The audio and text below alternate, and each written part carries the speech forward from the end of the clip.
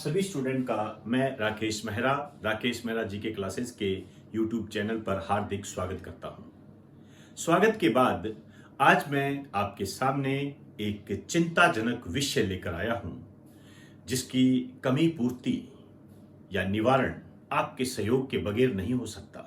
ये चिंताजनक स्थिति मुझे आज सुबह सुबह अखबार पढ़ते हुए मिली।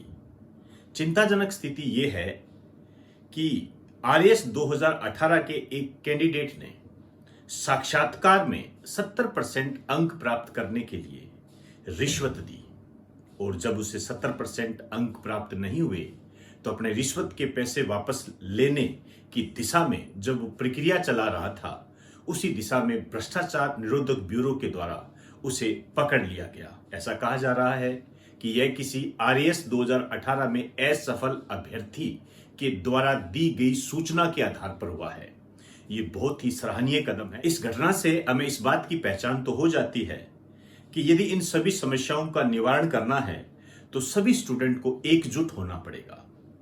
और उस एकजुटता में मैं राकेश मेहरा, एक अध्यापक, आप सबके साथ हूं। किसी भी तरीके का सहयोग करने की दिशा में मेरा 100% आपके साथ रहेगा, लेकिन आप लोगों के सहयोग के बिना शायद मैं कुछ ना कर पाऊं। इसलिए आपसे मैं निवेदन करना चाहूंगा कि आरएस साक्षात्कार घोटाले के संबंध में जो मैंने ये वीडियो तैयार किया है, इसे जन जन तक पहुंचाए। ऐसा नहीं है कि आरएस के कैंडिडेट ही ऐसा करे। अन्य स्टूडेंट जो अन्य प्रतियोगी परीक्षाओं की भी तैयारी कर रहे हैं, वो भी इसमें भाग ले, क्योंकि आने वाले समय में हो सकता है ये स्थिति उनके साथ भी घटित हो। स्टूडेंट होता है, वो चाहे आरएस का हो, चाहे आईएएस का हो, चाहे एसआई का हो, चाहे पटवारी का हो, चाहे ग्राम सेवक का हो, वो स्टूडेंट ही माना जाता है। सबको एकजुटता का परिचय देना चाहिए। इस सभी मामले में मैं आपके साथ हूं। आप कोई ट्विटर अभियान चलाते हैं तो मुझे बताएं। मुझे कुछ करना है तो आप मुझे पर्सनल कॉल करके मुझे बताएं। आपकी कोई भी प्रतिक्रिया है मुझे कमेंट बॉक्स में लिखकर मुझे जरूर बताएं, ताकि हम इस समस्या को राजस्थान से भगा सकें। यदि ये समस्या ऐसे ही बनी रही तो मान के चलना, योग्यताधारी जो अभ्यर्थी है वो कभी भी इस मुकाम तक नहीं पहुंच पाएंगे और धन बल के माध्यम से अयोग्यता का भंडार हो जाएगा राजस्थान में। इसका परिणाम मैं आपको बता दूं, अभी जो 20 लाख की रिश्वत दी गई है, मान के चलना ये तो हमारे सामने आ गई। ऐसे कई प्रकरण है, हो सकता है वो उजागर ही नहीं हुए। इन मामलों को बिल्कुल भी ठंडा नहीं होने देना है, क्योंकि जो लोग साक्षात्कार के लिए रिश्वत दे सकते हैं, वो इस मामले को दबाने के लिए भी रिश्वत दे सकते हैं।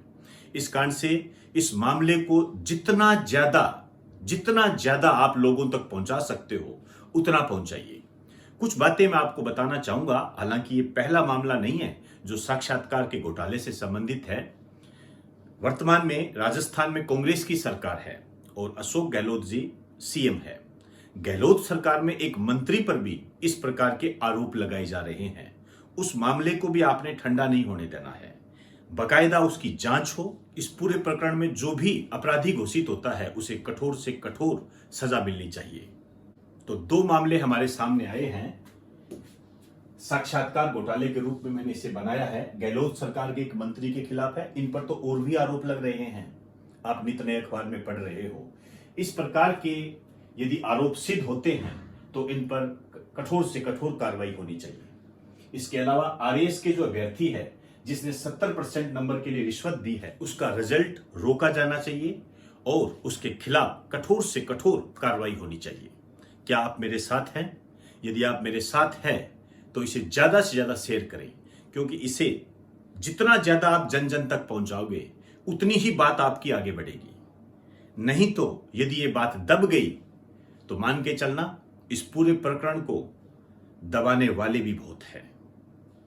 तो इस मामले को पूरी हवा दीजिए, क्योंकि जितना ज्यादा ये वायरल होगा, जितना ज्यादा ये जन जन तक पहुंचेगा, उतनी ही बात आपकी मजबूत होगी और आपकी मजबूत बात ही राजस्थान में साक्षात्कार घोटाले की समस्या के निवारण में सहायक साबित हो सकती है। तो मैं आपसे उम्मीद करता हूं कि इस दिशा में आप प्रयास करें और ज्यादा से ज्यादा इसे लोगों तक पहुंचाए और हर स्टूडेंट इसे पहुंचाए।